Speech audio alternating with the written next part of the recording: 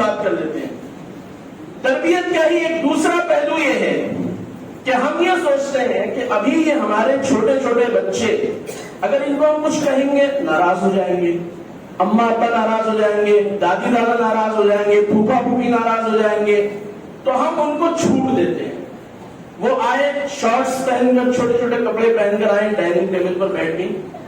لڑکے بھی آ کر بیٹھ کے پھٹی ہوئی جینس پہن کر, وہ عجیب و غریب قسم کے ہیئر کٹس لگا کر آئے, ڈائننگ ٹیبل پر بیٹھے.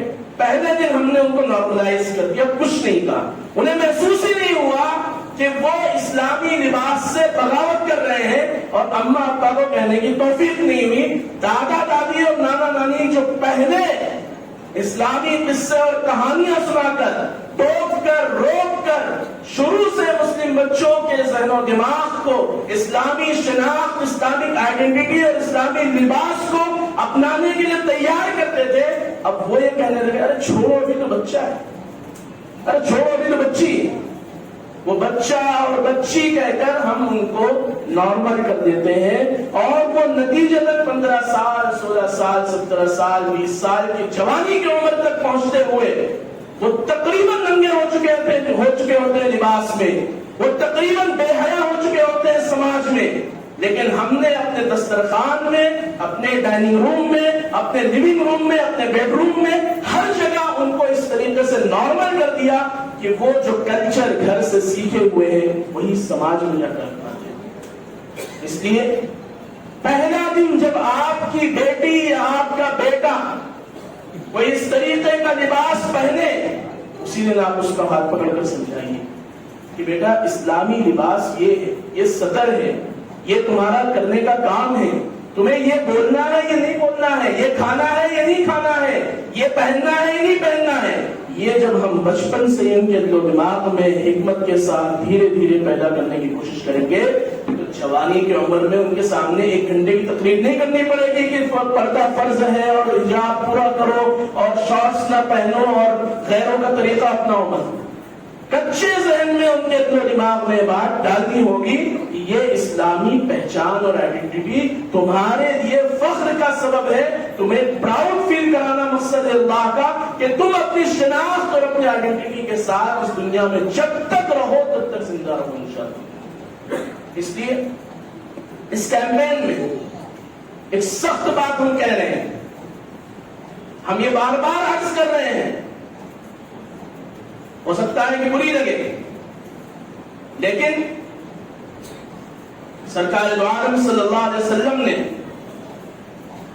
جب شراب کے مکمل حرمت کا اعلان کیا تھا, علماء اکرام موجود ہیں وہ بتائیں گے, صحابہ اکرام نے اپنے گھروں سے نکال کر شراب کی وہ سراہیاں جن میں 100 سال پرانی شراب رکھی ہوئی تھی اور جو ان کے لیے فخر کا سامان تھے, ہر سال حج کے موقع پر وہ آپس میں فخر کیا کرتے تھے کہ میرے پاس 100 سال پرانی یمنی شراب ہے, تمہارے پاس کون سی ہے. لیکن جب سرکار دو عالم صلی اللہ علیہ وسلم نے انہیں بتایا کہ یہ مکمل طور پر حرام ہے, اللہ کو ناپسند ہے, صحابہ کرام نے عمل کا وہ طریقہ اپنایا اور سمعنا و اطعنا کا وہ مظاہرہ کیا کہ اپنے اپنے گھروں سے ان سراہیوں کو اٹھایا اور مدینے کی گلیوں میں لا کر ڈال دیا, مدینے کے نالیوں میں لا کر ڈال دیا. اسی طریقے سے ہمارے والدین کو, ہمارے ماں اور بہنوں کو, ہمارے نوجوان بیٹوں اور بیٹیوں اور اپنے بچوں اور بچیوں کی تربیت میں تھوڑا سا سخت ہونا پڑے گا. آج کی یہ سختی کئی نسلوں تک کام آئے گی. آج جب آپ یہاں سے جائیں اپنے گھر تو آج میٹھی گولی مت دیجیے, آج بٹھائیے اپنے بیٹی کو, آج بٹھائیے اپنے لڑکے کو اور کہیے کہ بیٹا وہ کپڑے جو تم نے اپنے پاس اپنے جسم کی نمائش کے لیے رکھے ہوئے ہیں, جس میں تمہاری آستین پھٹی ہوئی ہے, جس میں تمہاری باہیں کھلی ہوئی ہے, جس میں تمہارے گھٹنے کھلے ہوئے ہیں, وہ جو ریپڈ جنس ہیں وہ لاؤ ہمارے حوالے کرو, ان سے لے دیجیے. اور اگر اس سختی میں آپ چاہیں تو اس کو جلا دیجیے, ویسٹ کر دیجیے, تو اس کو ختم کر دیجیے. ہو سکتا ہے آج برا لگے, لیکن جب یہ ماں باپ بنیں گے یہ اپنے بچوں کی تربیت ایسے ہی کریں گے. کو یاد رہے گا کہ اماں ابا نے بٹھا کر ہم سے وہ چیز چھین دی. کیوں؟ میں اس بات کو اتنی اہمیت کے ساتھ کیوں کہہ رہا ہوں؟ بہت ساری باتیں ہیں، امتداد کے بہت سارے اسباب ہیں، مولانا نے بہت سارے اسباب پر توجہ دلائی. میں اس لیے کہہ رہا ہوں کہ اب پانی سر سے اوپر جا چکا ہے. مسلم بچیوں کی طرف اٹریکشن اس لیے زیادہ ہے کیونکہ وہ بھی وہ سارے کپڑے پہننے لگے ہیں جو ویسٹرن کلچر نے تھمائے ہیں زبردستی. اور بایولوجی کا اصول ہے، ڈاکٹرز بیٹھے ہوئے سب جانتے ہیں، نفسیات کے ماہر لوگ ہیں کہ اٹریکشن جب پیدا ہوتا ہے اور اس کو فوری طور پر آپ نہ روکیں تو وہ اٹریکشن ریلیشن تک پہنچاتا ہے. اور ریلیشن اسلام میں نکاح کے بغیر کسی بھی طریقے کا ہو حرام ہے، دو غیر محرموں کے درمیان. اس لیے سختی کیجیے. کون کون تیار ہے اس کے لیے؟ ابھی تک سمجھ میں نہیں آئی شاید بات. بہنوں نے ہاتھ نہیں اٹھایا کہ نہیں آپ عجیب بات کر رہے ہیں صاحب، ہم نے ٹرین سے اور فلا شاپنگ مال سے جا کر اور چیک شونر سے اور پتہ نہیں کیا کیا بڑے بڑے شاپنگ مال ہیں جہاں سے خرید کے لائے اور آپ کہہ رہے چلا دیجیے.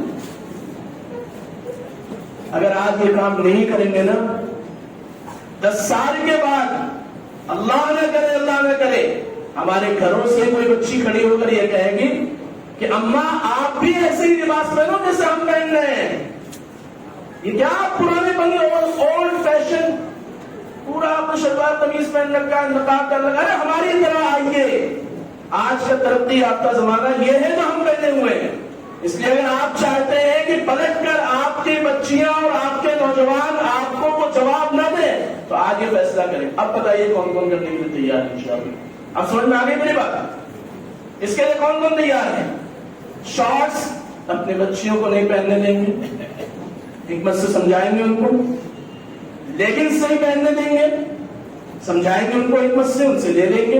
پھٹی ہوئی چیز وہ جو نوجوان آج کل پہن رہے ہیں، علماء کرام کو اس سلسلے میں توجہ دینی چاہیے. بھائی نماز نہیں ہوتی ہے، گھٹنے کھلے ہوئے ہیں، یہاں سے پیٹھ کھلی ہوئی ہے، نماز نہیں ہوتی ہے.